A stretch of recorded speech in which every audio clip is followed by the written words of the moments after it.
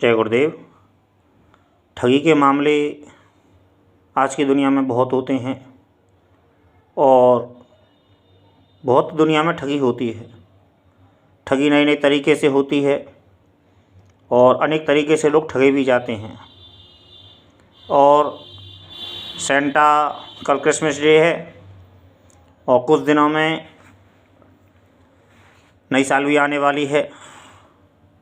तो फेसबुक पर ऐसी बहुत सी चीज़ें चलती हैं जहां हमें लाभ की बातें बताई जाती हैं और बहुत से गिफ्ट वगैरह भी दिए जाते हैं। बहुत सी ऐसी चीज़ें होती हैं जो यहाँ ज़्यादा शब्दों में तो खैर मैं नहीं कह सकता हूँ, क्योंकि मेरे साथ भी कुछ ऐसा ही मामला हुआ था पिछली बरस और उस समय मैं साधना काल में था, तो मेरा ज़्यादा ध्यान वगैरह मैं दे नहीं पाया। लेकिन छोटी मोटी ठगी मेरे साथ भी हो गई। लेकिन जब मुझे अंदाज़ा हुआ और जब मैंने ध्यान से उस चीज़ को समझा, ध्यान से अपना ध्यान लगाया मैंने और उस चीज़ को मैंने देखा, तो ऐसी चीज़ में मेरे सामने आई जो कि कोरी एक ठगी थी। और बहुत फेसबुक पे दोस्तियां होती हैं और फेसबुक पे बहुत से ऐसी ठगी के मामले आते भी हैं अक्सर करके, लेकिन फिर भी लोग बाग ठगे जाते हैं।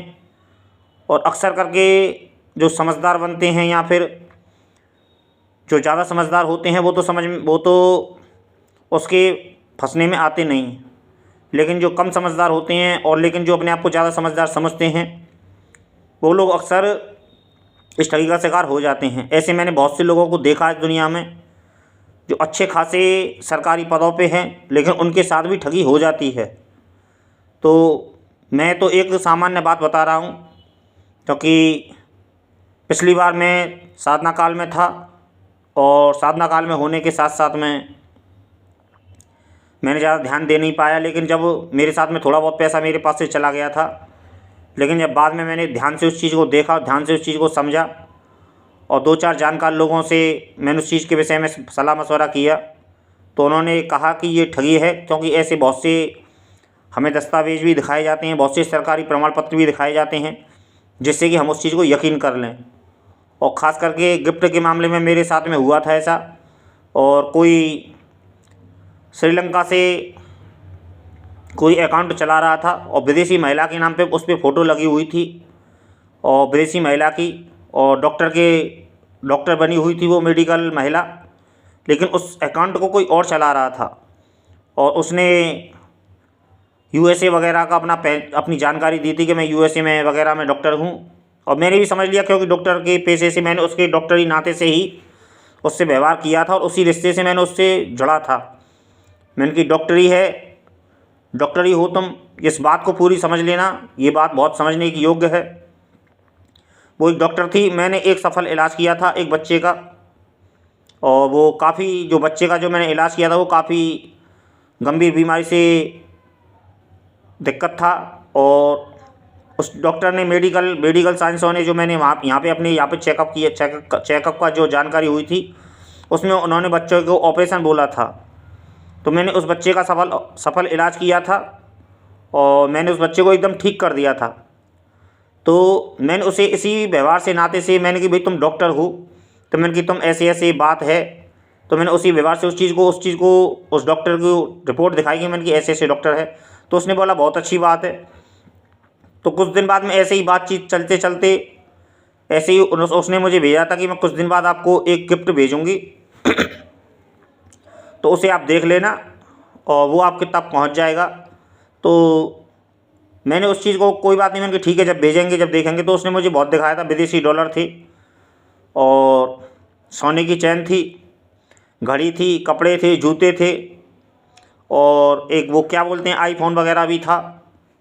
तो उसमें तो मैंने कहा ठीक है, मैंने कहा हो सकता है, मैं साधना काल में था तो मैंने कहा मैं शिव जी की साधना कर रहा था, तो मैंने सोचा कि शायद भाई शिव जी की कोई कृपा हो, शिव जी का कोई माया हो।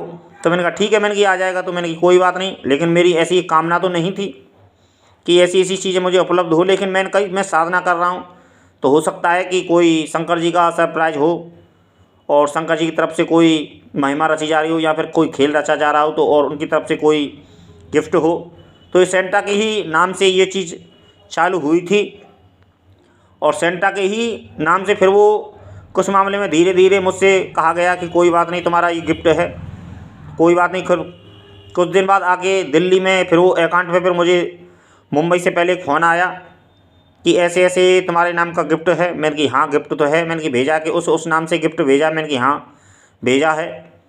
तो उन्होंने बोला कि इसमें तुम्हें 10,000 रुपये जमा करने पड़ेंगे क्योंकि ये विदेशी आइटम है और उस समय इसका तुम्हें 10,000 रुपये भरना पड़ेगा। तो मैंने कहा ठीक है भाई। मैंने कि कोई बात नहीं। मैंने कि हो सकता है कोई नियम हो। तो मैंने उसको भेज दिया 10,000 रुपये। मैंने भेज दिया। मैंने कि चलो ठीक है देखते हैं। लेकिन फिर उसमें के बाद में फिर वो धीरे धीरे पैसे की मांग करने, उनकी पैसे की मांग बढ़ती चली गई। उनकी पैसे की मांग बार बार बढ़ती चली गई।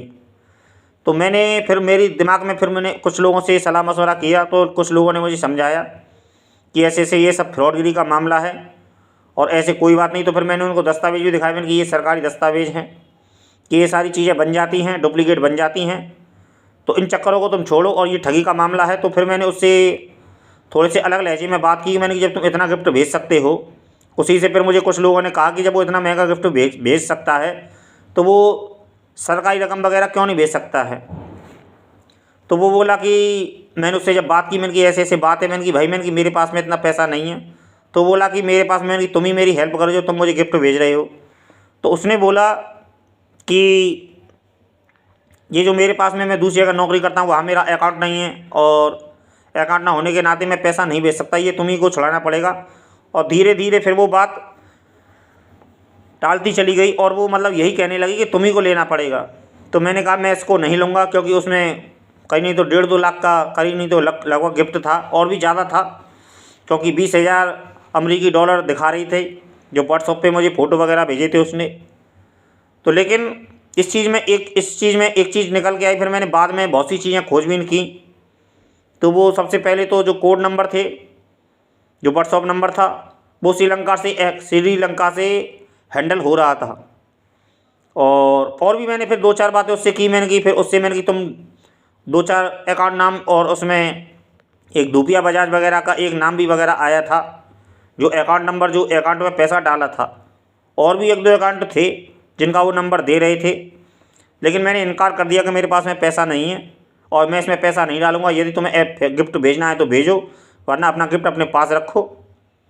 तो ऐसे ऐसे भी मामले होते हैं। और ये सेंटा लेके क्रिसमस डे से लेके नई साल तक के दौरान ये घटना थी। तो ऐसे आप लोगों के पास में भी बहुत सी चीज़ें हो सकती हैं। मैंने केवल आप लोगों को सतर्क, क्योंकि कल क्रिसमस डे है और आप लोगों के साथ में ऐसी बहुत सी चीज़ें हो सकती हैं।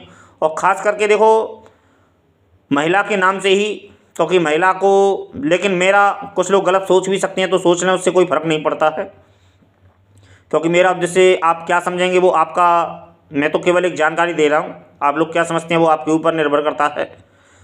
लेकिन मैंने एक डॉक्टरी पेशे से मैंने उसको अपना संपर्क किया था, लेकिन मैंने उसको डॉक्टर समझा था, लेकिन वो ठग था।